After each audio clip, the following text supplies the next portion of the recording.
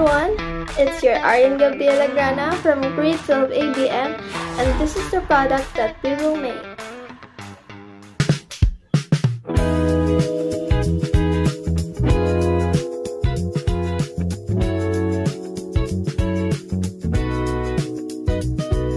First step, cut the potatoes into cubes. Tagalan mo pa maghiwa, be. Na para bang hindi siya Disney princess kung maghiwa dyan. Iwan ko ba dyan? Sino ba nagturo dyan? Per tagal.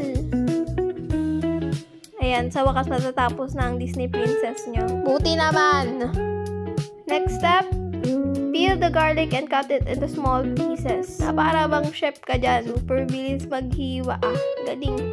Upgraded yung kamay niya, ate. Siyempre, bubuksan mo muna yung hotdog para malamang mahiwa mo siya. Pilosopuhan tong vlog na to, hindi nakakatuwa. Tabingi pa. Ang daming reklamo, Diyos ko po.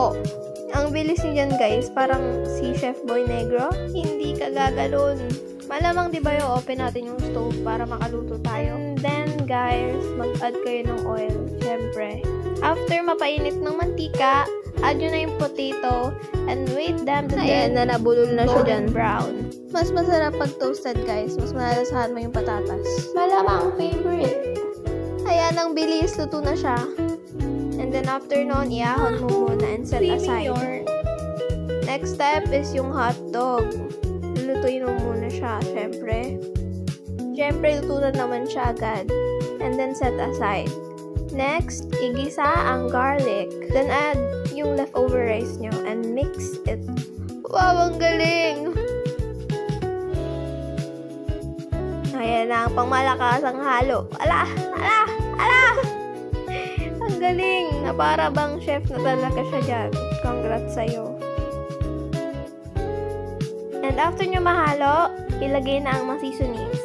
The salt and the pepper. Yung ginisang mix din bala. And then after nun, haluin ulit yung ating fried rice. Mag-voice over. Oh my gosh. After nun, ilagay na natin yung egg natin. And lagyan lang ng konting pampalasa and then mix it again. Ayan na guys, I feel it. Nararamdaman ko ng busog ako mamaya after this. And after nyan, ilalagay na natin sa pan yung pinrito nating hotdog and the potatoes. And mix it again and again. Medyo bangag na yung nag-voice over nyo guys. And that's it. Our finished product is here. Actually guys, this product is mabibenta namin sa mga students. Kasi mostly, hinahanap nila yung rice. Siyempre, para din sulit yung nabili nila. And that's how we made our sulit fried rice. Please like and follow in our YouTube channel. Bye! Bye!